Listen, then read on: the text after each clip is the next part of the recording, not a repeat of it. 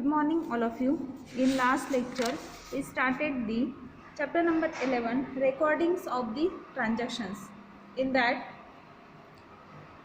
we discuss about the bookkeeping. In bookkeeping, double entry bookkeeping system and difference between the bookkeeping and accountancy. Accountancy और bookkeeping में क्या difference है ये हमने last lecture में पढ़ा था. ओके, देन नाउ हमने टाइप्स ऑफ अकाउंट्स भी लास्ट लेक्चर में देखे थे. Personal account, real account and nominal account. This three are the types of accounts. Now book of original entry. Books of original entry ये topic हमें start करना है. These are the books for account in which a transaction is recorded for the first time from a source document. Okay, books of original entry ये क्या है? तो these are the books. ये क्या है? books of accounts है. Account के कुछ बुक्स हैं जिसमें ट्रांजेक्शन्स रिकॉर्ड होते हैं first time from the source of documents. Okay, means source of documents क्या है उसके बेसिस पर हम इस बुक्स में जो एंट्रीज होती है, जो ट्रांजेक्शन्स होते हैं वो रिकॉर्ड करते हैं. Later on the transactions from this books are transfer to the ledgers. बाद में पहले तो हम बुक्स में एंट्री कर लेते हैं, बाद में उसे हम लेजर में ट्रांसफर करते हैं. The following are the main books of original entry. ये जो नीचे दिए हुए हैं ये मेन बुक्स है जिसमें हम पहले एंट्री करते हैं. फर्स्ट टाइम हम डॉक्यूमेंट्स के बेसिस पर पहले एंट्री कर लेते हैं, बाद में उसे लेजर में ट्रांसफ़र करते हैं. ओके, फर्स्ट आता है जर्नल्स. जर्नल्स में हम लिखते हैं, या फिर कैश बुक, जो कैश बुक होते हैं हमारे उसमें हम एंट्री करते हैं. कैश बुक में 4 टाइप्स आते हैं. Simple cash book, 2 columnar cash book, 3 columnar cash book and petty cash book. Okay, this 4 are the types of cash book. Okay, then other day books. Other day books में आता है purchase book और sale book. This are the books जिसमें हम first time entry करते हैं on the basis of documents and बाद में फिर हम क्या करते हैं तो उसी एंट्री को, उसी जो रिकॉर्ड्स होते हैं, ट्रांसफ़र रिकॉर्ड्स होते हैं, ट्रांजेक्शन्स रिकॉर्ड्स होते हैं, उसको हम ट्रांसफ़र करते हैं लेजर बुक में. ओके, देन और 2 टाइप्स आते हैं, purchase return book and sale return book. Okay, now first type is journal. Journals में हम कैसे एंट्री करते हैं? Okay, this is the basic book of original entry. Original entry की एक बेसिक बुक है. In this book transactions are recorded as and when they take place. Okay, इसमें कैसे ट्रांजेक्शन्स रिकॉर्ड होते हैं? तो जैसे दिए हैं या फिर जैसे पैसे लिए हैं वैसे के वैसे ट्रांजेक्शन्स इसमें रिकॉर्ड होते हैं और जहाँ दिए गए हैं वहीं पे रिकॉर्ड होते हैं. जैसे हम किसी शॉप में गए, वहाँ पे हमने कुछ परचेस किया, तो परचेस होने के बाद में जो रिसिप्ट हम लेते हैं उसी रिसिप्ट के बेसिस पर जहाँ पर रिकॉर्डिंग होती है, मीन्स वो लोग उसको रिकॉर्ड करते हैं कि हाँ इसको इतने पैसे दिए हैं, ये इसकी रिसिप्ट है. तो ये जो होता है उसको बोलते हैं हम जर्नल. उसको क्या बोलते हैं? जर्नल. ट्रांजेक्शन्स जहाँ हुए हैं वहाँ पर रिकॉर्ड होते हैं, उसको बोलते हैं journal. Okay, then The transactions from this book are posted in the ledgers. बाद में वो क्या करते हैं तो ये जो ट्रांजेक्शन्स हुए हैं उनको लेजर में ट्रांसफ़र करते हैं. ठीक है, फिर लेजर में उनको लिखते हैं. The journal provided the chronological record of all transactions with deals of accounts, debits and credits and the amount of each transaction. Following is the format of the journal for the recording of transactions. Okay, यहाँ पे journal का एक format दिया हुआ है जिसमें कैसे recording होती है ये हमें पता चलेगा. फर्स्ट आता है डेट का कॉलम, सेकंड कॉलम आता है पर्टिकुलर्स का जिसमें नरेशन भी दिया हुआ होता है. देन थर्ड कॉलम आता है LF का, फोर्थ आता है डेबिट का और फिफ्थ वन आता है क्रेडिट का. ओके, ऐसे 5 कॉलम्स जर्नल में होते हैं. फर्स्ट जो कॉलम होता है उसमें हम डेट एंटर करते हैं. जिस दिन हमने ट्रांजैक्शन किया है उस दिन का डेट उसमें हम एंटर करेंगे.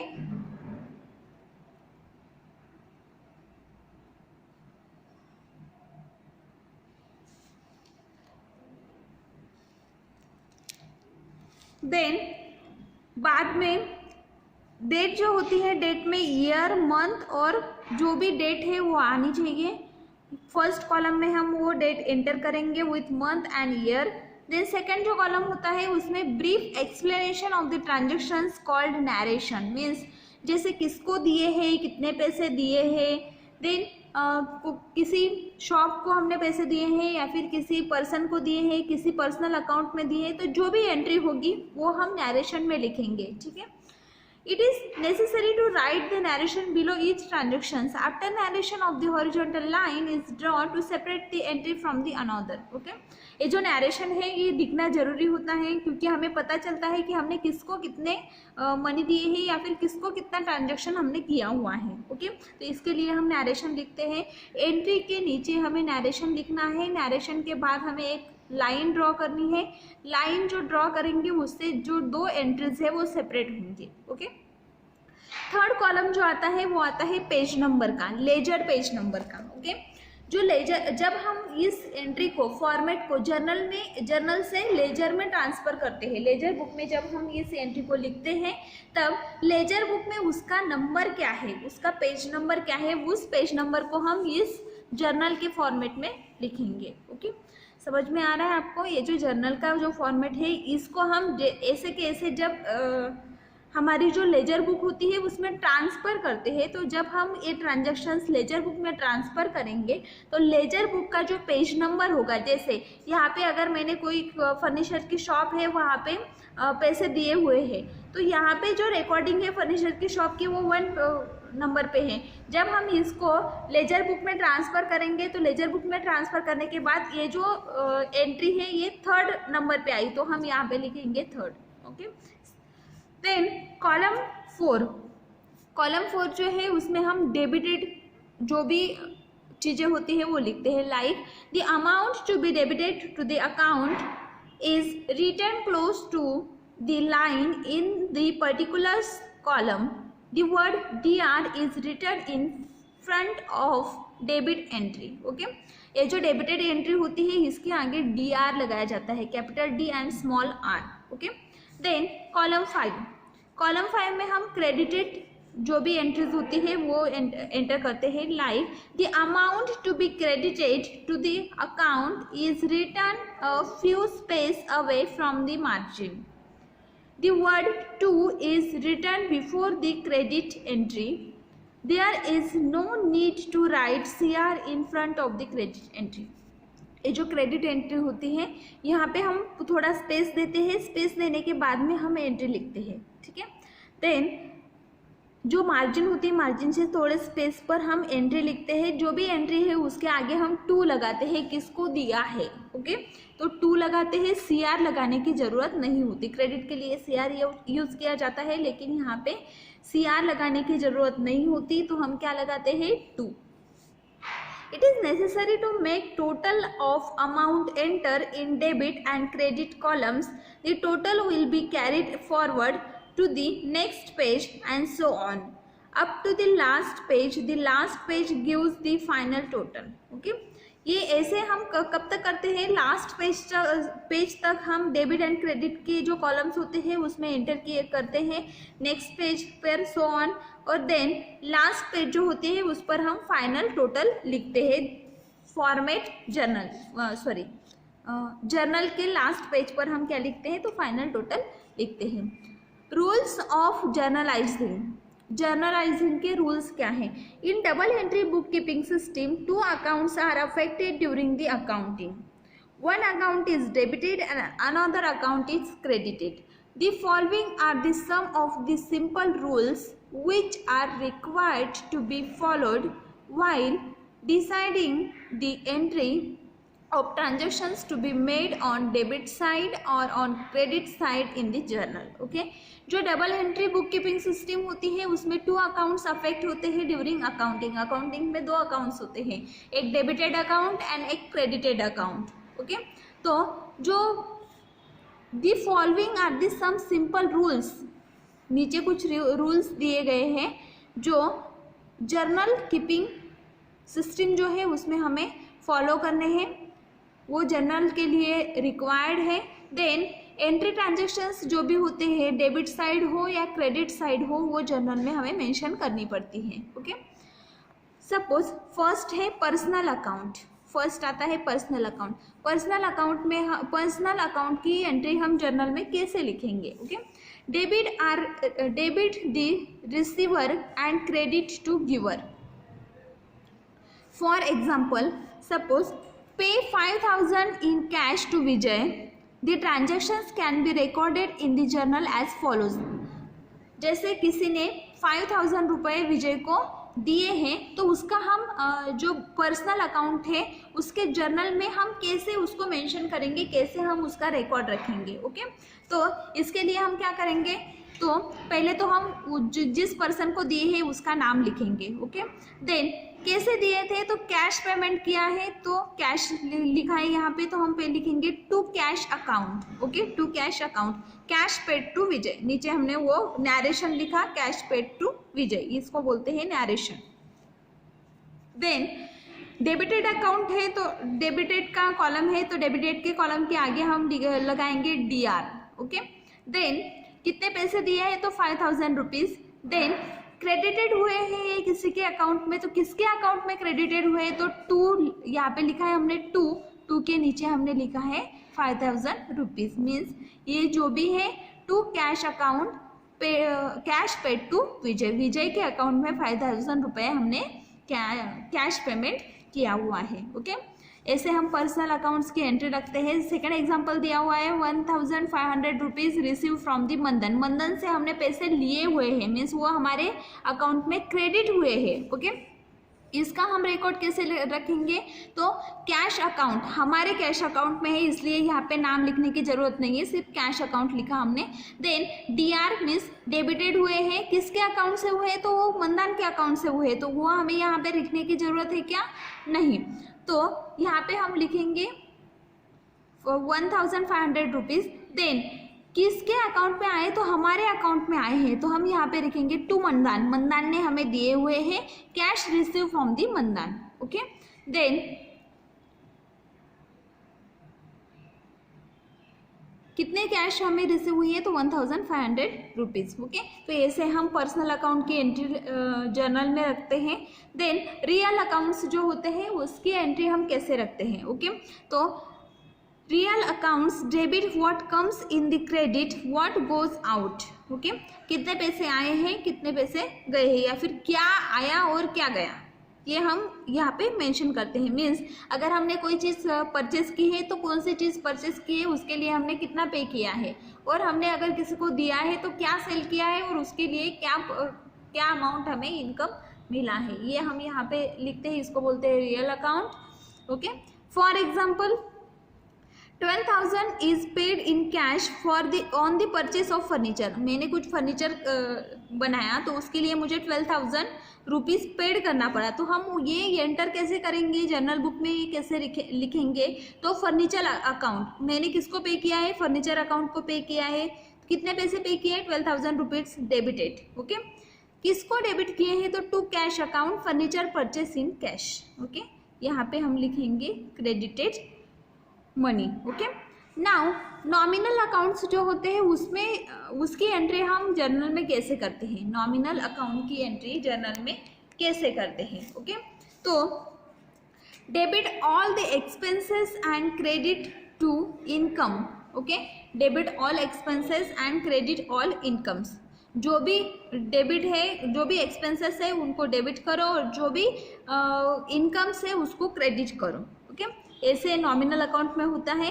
For example 4,500 is given to the salary, हमने किसी की सैलरी दी है 4,500। ओके, तो सैलरी अकाउंट हम लिखेंगे, यहाँ पे लिखेंगे DR means debited 4,500 rupees. Okay, ये हमारा एक्सपेंसेस है, हमने दिए हैं, किसको दिए हैं, to cash account salary paid in cash, salary हमने कैश में पेड की है, किसको पेड की है, ये हुआ हमारा क्रेडिटेड अकाउंट में, जिसको दिए हैं वो आएगा क्रेडिटेड में और जिसने दिए हैं वो आएगा डेबिटेड में। Okay, then 1,500 is received as a interest. Okay, cash account में आएगा 1,500 क्योंकि ये एक्सपेंसेस है, एक्सपेंसेस हमने दिए हुए हैं, किसको दिए हैं, तो हमने इंटरेस्ट दिया है ये, तो इंटरेस्ट रिसीव इन कैश, ये आएगा क्रेडिटेड में। ओके, देन फोर्थ आता है goods.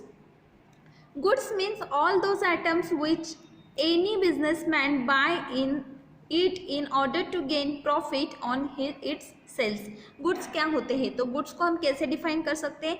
All those items means ऐसे items जो बिजनेसमैन बाय करता है उस पर प्रॉफिट कमाने के लिए, ठीक है। जैसे कोई भी बिजनेसमैन है तो गुड्स कब परचेस करेगा? जब उसको उसके ऊपर प्रॉफिट चाहिए, मीन्स वो उसको बेचने वाला है, बेचने के बाद उसको प्रॉफिट मिलने वाला है, ठीक है। Then the goods account is divided into 4 categories for the purpose of making its entry into a journal.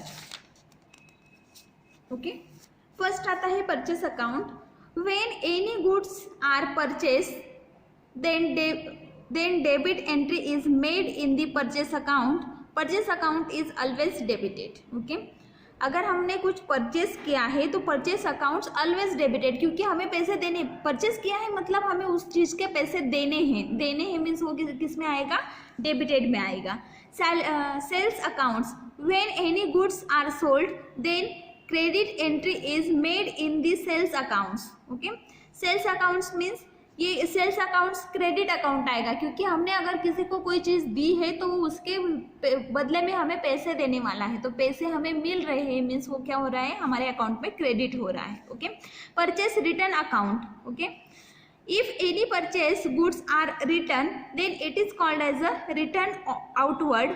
The purchase return account is always credited. Okay, जो परचेस रिटर्न अकाउंट होता है वो ऑलवेज क्रेडिटेड होता है. कैसे? अगर हमने कोई चीज़ किसी से ली थी लेकिन हमें वो चीज़ अभी रिटर्न करनी है, तो रिटर्न देने के बाद में वो हमें हमारे पैसे वापस देने वाला है, तो जब वो हमें हमारे पैसे वापस देगा तो हमारे अकाउंट में क्रेडिट होगा. Okay, means purchase return account is always credited. Then sales return account, if sold goods are received back it is called as a return inward. Okay, अगर हमने बेची हुई चीज़ें किसी ने हमको वापस लाके दी तो हमें उसको उसके पैसे लौटाने पड़ेंगे. तो लौटाएंगे मीन्स हम क्या कर रहे हैं? उसको पैसे दे रहे हैं मीन्स डेबिट कर रहे हैं. ठीक है, हमारे इसमें से पैसे हम उसको दे रहे हैं. ठीक है, तो जो परचेस रिटर्न अकाउंट होता है उसे हम आउटवर्ड रिटर्न बोलते हैं, रिटर्न आउटवर्ड बोलते हैं, और जो सेल्स रिटर्न अकाउंट होता है उसको हम रिटर्न इनवर्ड बोलते हैं. ठीक है, देन नेक्स्ट आता है capital account. Next account is capital account. The owner of business is always considered to be a separate from his business. So the money he invested to start his business is recorded in the journal on credit side of the capital account and on debit side in the cash account. Okay, capital account क्या होता है? तो जो business का owner होता है वो हमारा उसके जो भी पर्सनल अकाउंट्स होते हैं उसको वो सेपरेट रखता है. ठीक है, देन जब उसने पहले बिजनेस स्टार्ट किया तो उसमें जो भी इन्वेस्टमेंट उसने की है तो वो जर्नल के क्रेडिट अकाउंट में रखता है, और जो भी एक्सपेंसेस होने वाले हैं वो डेबिट अकाउंट में रखता है. ठीक है, तो इसको बोलते हैं कैपिटल अकाउंट. नेक्स्ट अकाउंट आता है drawing account. Drawing account, when a businessman withdraw money from his business for personal use then the amount is debited in the drawing account and credited in the cash account. Okay, drawing account क्या होता है? अगर कोई businessman उसके personal use के लिए उसके business account में से पैसे निकालता है तो वो डेबिटेड में आते हैं और ड्रॉइंग अकाउंट में जाते हैं, और जो क्रेडिटेड होते हैं वो कैश अकाउंट में जाते हैं. Okay, then trade discount. Next point is trade discount. Trade discount means the deduction of certain percentage from the quoted price. No journal entry is done because it is deducted from the cash memo invoice. For example, the following entry will be made in the journal if goods worth 4,000 are purchased at the trade discount 5% for cash. Okay, trade discount क्या होता है, अगर कोई चीज़ हमने purchase की है उसके ऊपर हमें कुछ डिस्काउंट मिला है तो हम वो वैसे ही लिखते हैं, लाइक जो भी प्राइस है उसकी उस प्राइस से हमें 5% 10% लेस में वो चीज़ अगर मिली है तो हम हमारे बुक में वैसे हम उसकी एंट्री करते हैं। लाइक परचेस अकाउंट जो था उसमें 38,000 आया, to cash account goods purchase in the cash worth 40,000 means जो कैश प्राइस था उस जो कैश प्राइस था उस चीज़ का, प्रोडक्ट का, गुड का, वो था 40,000 रुपीज़, लेकिन ट्रेड डिस्काउंट में वो हमें कितने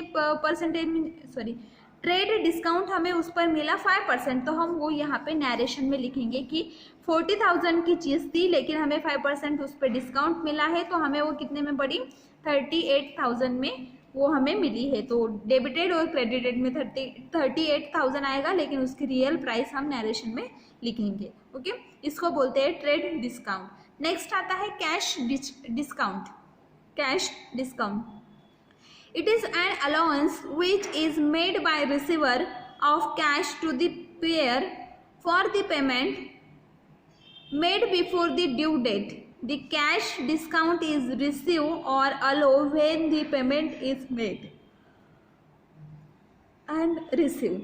This fact must be recorded at the some place where the transactions is recorded. For example, businessman buy the goods at 4,500 and settle his account at the cash discount 2%.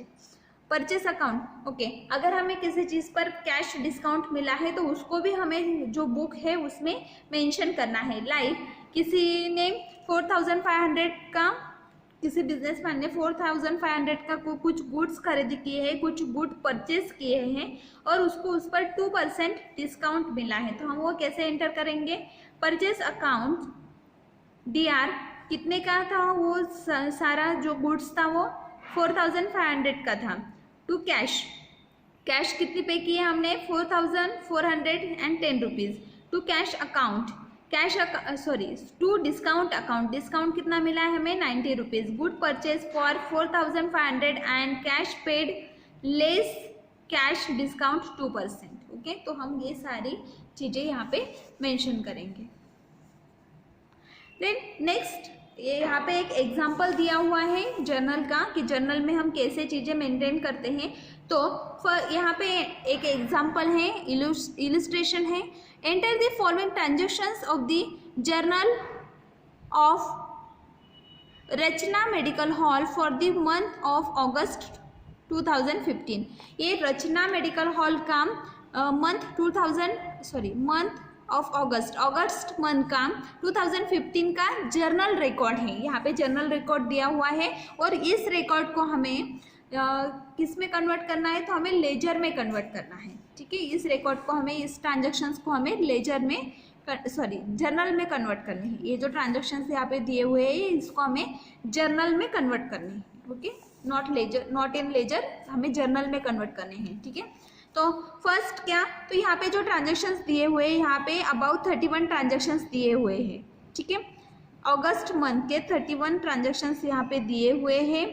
यहाँ पे हमें पता है कि कितने ट्रांजैक्शंस हुए हैं, लेकिन ये सिर्फ रिकॉर्ड किया है कि इसको इतने दिए हैं, इसको इतने दिए हैं। लेकिन कैसे हम अगर इसको, इस एंट्री को जर्नल में कन्वर्ट करना है तो कैसे करेंगे। लाइक जर्नल का फॉर्मेट हमें पता है, पहले हमें डेट लिखनी पड़ती है। ठीक है, तो डेट हम यहाँ पे लिखेंगे। देन पर्टिकुलर्स जो भी होंगे वो विथ नरेशन के साथ लिखेंगे। LF, लेजर बुक में हमें अभी कन्वर्ट नहीं की है, लेजर बुक में ट्रांसफर नहीं की है, तो हम यहाँ पे पेज नंबर नहीं लिख सकते।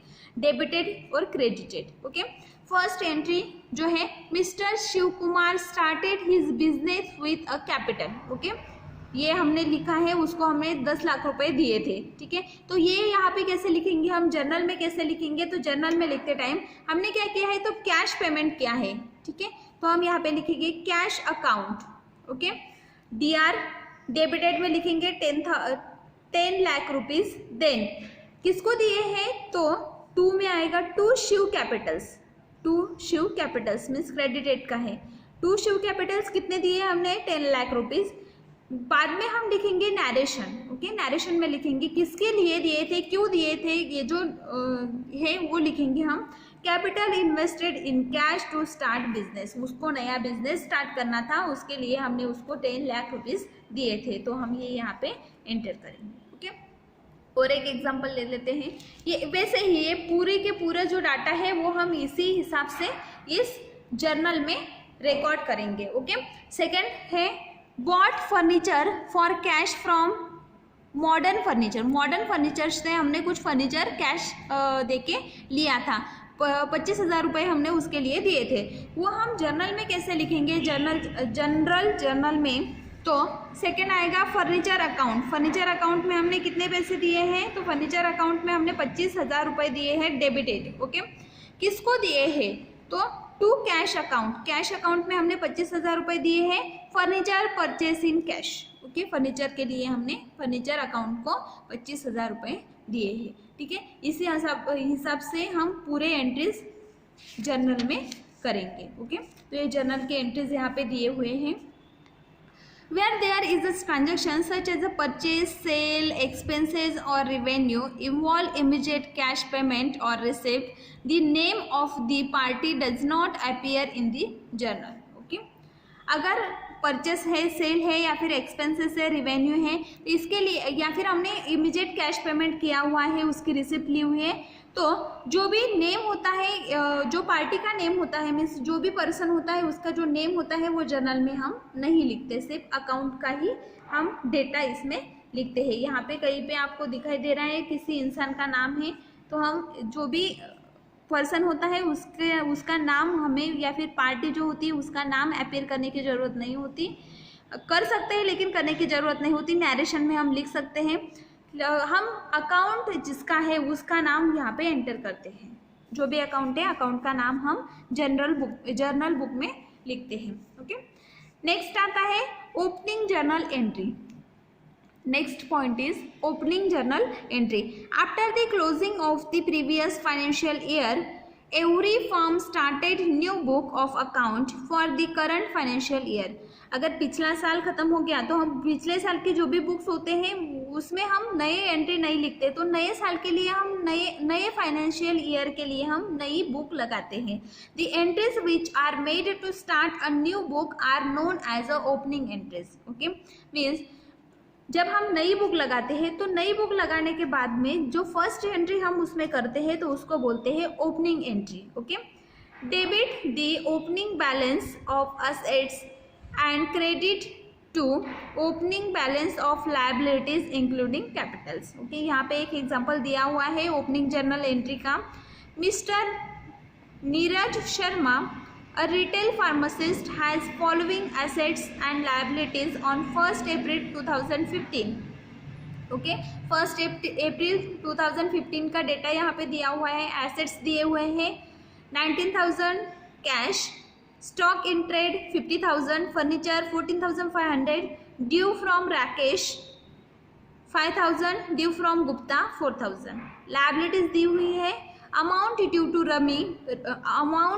To Ravi 12,000, Surinder 4,600, loan from the bank 15,000। Okay, तो यहाँ पे जो क्रेडिट हुआ है और जो डेबिट हुआ है वो डेटा यहाँ पे दिया हुआ है। ओके, तो हम पहले क्या करेंगे और उसके बाद में जो भी एंट्रीज हुई है उसका डेटा यहाँ पे दिया हुआ है, किसको कितने दिए हैं, किससे कितने लिए हैं, लेकिन वो ऐसे ही लिखा हुआ है कि sold goods to Rakesh, Rakesh को हमने 24,000 दिए, गुड्स टू मुकेश, मुकेश को 4,000, तो ऐसे हमने यहाँ पे सिर्फ एंट्री की है। तो अभी इस डाटा को हमें जर्नल फॉर्म में एंटर करना है, इस डाटा को हमें क्या करना है, जर्नल फॉर्म में एंटर करना है ओपनिंग जर्नल एंट्री में।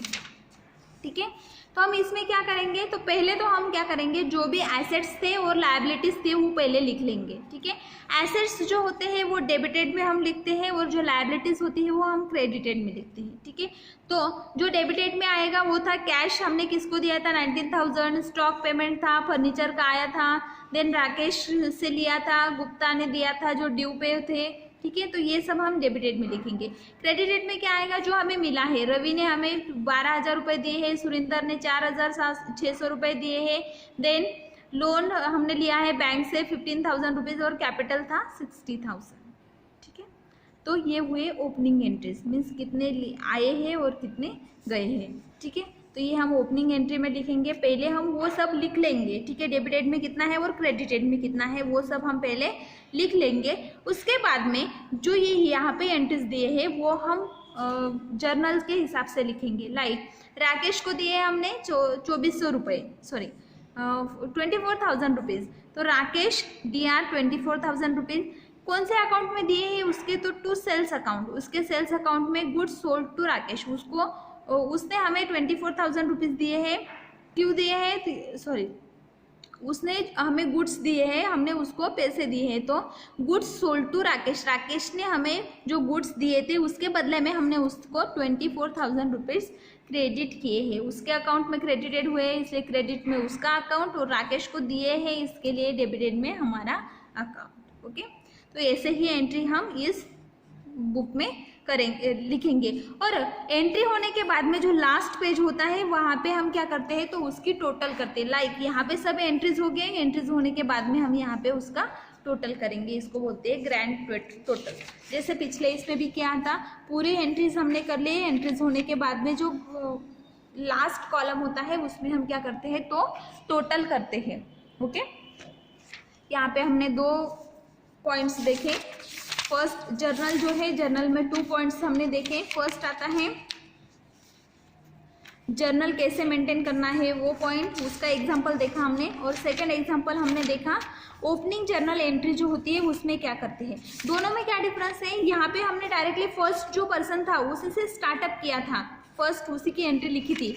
लेकिन ये जो है ओपनिंग जर्नल एंट्री, इसमें हम पहले इलस्ट्रेशन जो है, सॉरी इसमें हम पहले क्या करते हैं, तो एसेट्स जो होते हैं और लायबिलिटीज जो होती है वो पहले हम लिख लेते हैं। उसके बाद में एसेट्स और लायबिलिटीज को बैलेंस करते हैं, उसके बाद में हम जो एंट्रीज होती है वो लिखना स्टार्ट करते हैं। ठीक है, देन नेक्स्ट आता है कंपाउंड एंट्री। कंपाउंड एंट्री क्या होती है, ओके। कंपाउंड एंट्री जो होते हैं, if 2 or more than 2 business transactions are concerned with the same account and the same date, when it is considered as compound entry and recorded in the journal as the one entry। Okay, जैसे एक ही business account से अगर more than 1 transactions हुए हैं, 2 से ज़्यादा transactions हुए हैं और एक ही डेट पे हुए हैं, तो उसको हम बोलते हैं कंपाउंड एंट्री। ठीक है, उस ट्रांजेक्शन्स जब हम रिकॉर्ड करते हैं जर्नल में तो उसको क्या बोलते हैं, कंपाउंड एंट्री। और वो एक ही एंट्री में एक ही एंट्री में हम रिकॉर्ड करते हैं। लाइक आज अगर 2 ट्रांजेक्शन्स हुए हैं या फिर 4 ट्रांजेक्शन्स हुए हैं, एक ही डेट है और 4 अलग अलग लोगों को ट्रांजेक्शन्स हुए हैं, तो हम आज के डेट में वो एक ही एंट्री में सारे ट्रांजेक्शन्स रिकॉर्ड करेंगे। ओके, यहाँ पे एग्जांपल दिया हुआ है। फॉर एग्जांपल 31 दिसंबर 2014 को 64,000 rupees paid salary, 8,000 rupees rent and then entries made in journal will be under. एक ही दिन उसने क्या किया है, सैलरी भी पेड की है और रेंट भी दिया है, तो वो कैसे लिखेंगे, सैलरी अकाउंट में DR मीन्स डेबिटेड किए हैं 64,000 रुपीज़, रेंट किए हैं, रेंट के अकाउंट में डेबिट किए हुए 8,000 rupees, to cash account 72,000 rupees. Okay, तो ऐसे हम एंट्री करेंगे कंपाउंड एंट्रीज। ओके, यहाँ पे एक एग्जांपल दिया हुआ है, enter the following entries in the journal of mister Jeevan medical hall for the month of January 2015। जनवरी 2015 की मिस्टर जीवन मेडिकल हॉल की एंट्री हमें करनी है। यहाँ पे सारे एंट्रीज दिए हुए हैं। ठीक है, तो ये जो एंट्रीज है इसको हमें कंपाउंड एंट्री जर्नल बुक में लिखना है।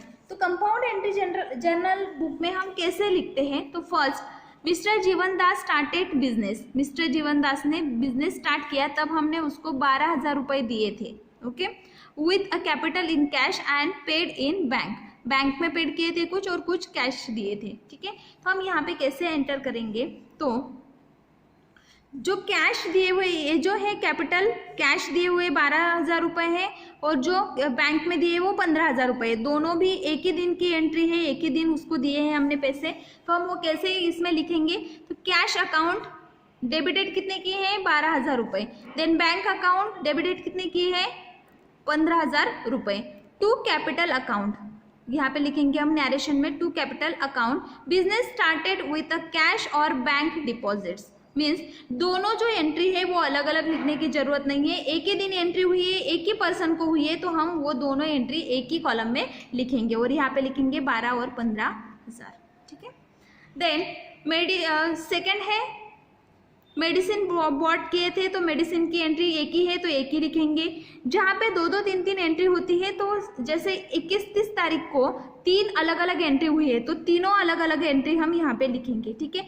लेकिन फर्स्ट यहाँ पे कैसे दिख रहे हैं हमें, एक ही पर्सन को हमने 2 बार पैसे दिए हैं एक ही दिन में, तो हम वो एक ही कॉलम में लिखेंगे। अगर हमने 3 अलग अलग लोगों को एक ही दिन पैसे दिए हुए, 3 एंट्रीज हुई है लेकिन अलग अलग पर्सन को हुई है, तो वो तीनों को हमें अलग अलग लिखना है। इसको बोलते हैं compound entries. Okay. Cash book क्या होता है वो हम नेक्स्ट लेक्चर में पढ़ेंगे। Thank you.